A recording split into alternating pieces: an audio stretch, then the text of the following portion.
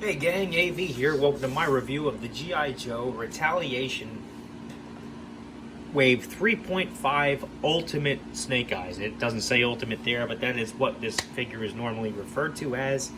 Here he is in the packaging. He's a blister carded figure. You can see the vast majority of his figures there inside the bubble.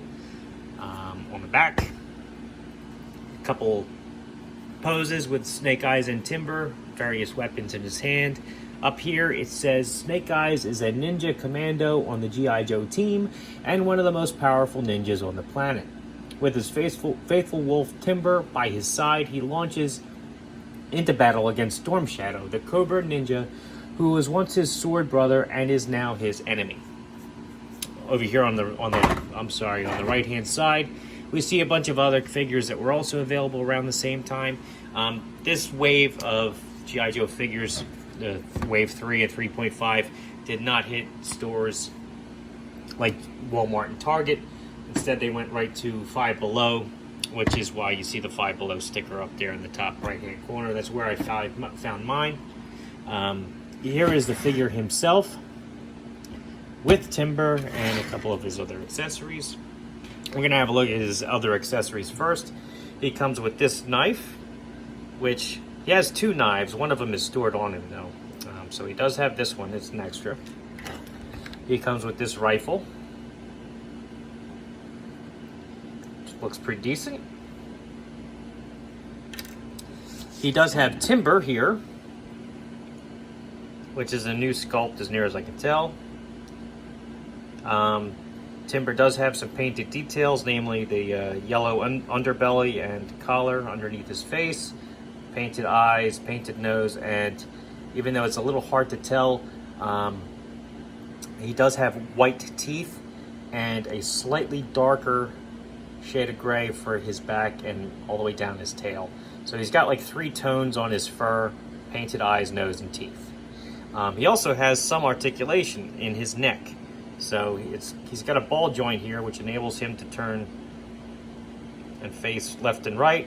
He can look up, he can look down, but not all the way down.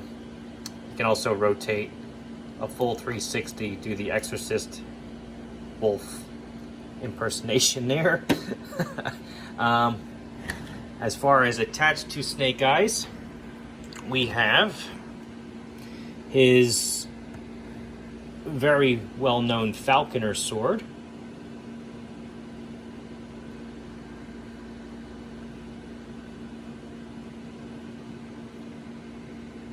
which is pretty cool, gnarly looking.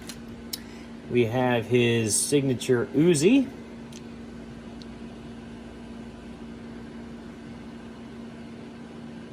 which has a detachable suppressor, which just plugs right onto the barrel there. He has his Wave 3.5 figure stand, which just says copyright 2009 Hasbro on there. It has a single foot peg in the shape of a dog tag, yada yada yada. It's better than nothing. He has this knife here, which fits on his left side. As near as I can tell, it's pretty much the same as the other knife, but at least this one's got some storage. And just so we can see, it does fit in his hand quite well. And he's also got this pistol,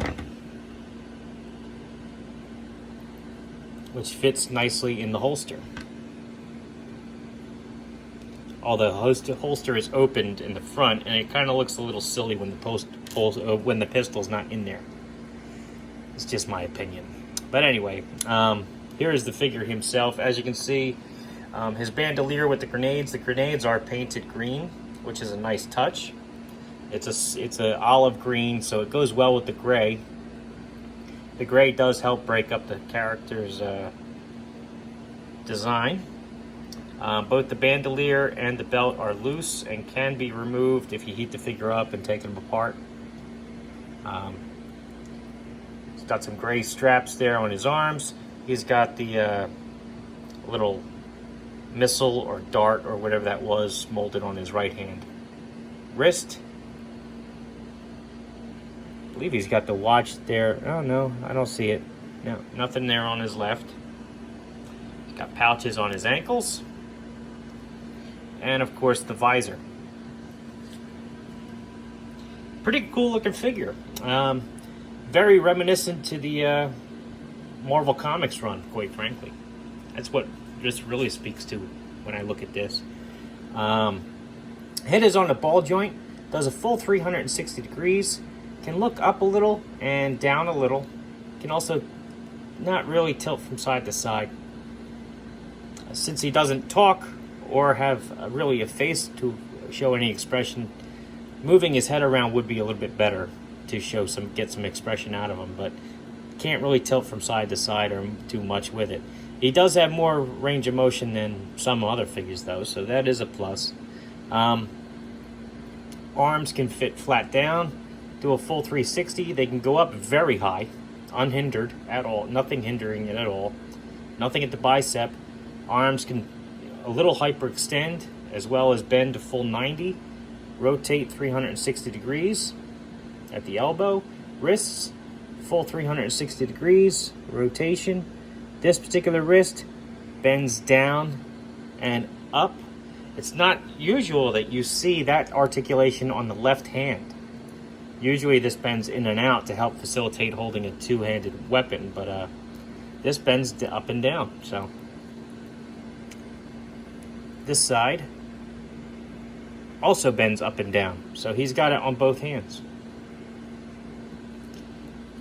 Torso articulation is there and unhindered. Legs, kick his leg up about that high, back about that far. You can do the splits just about flat. Knees, double jointed, can kick his heel back all the way.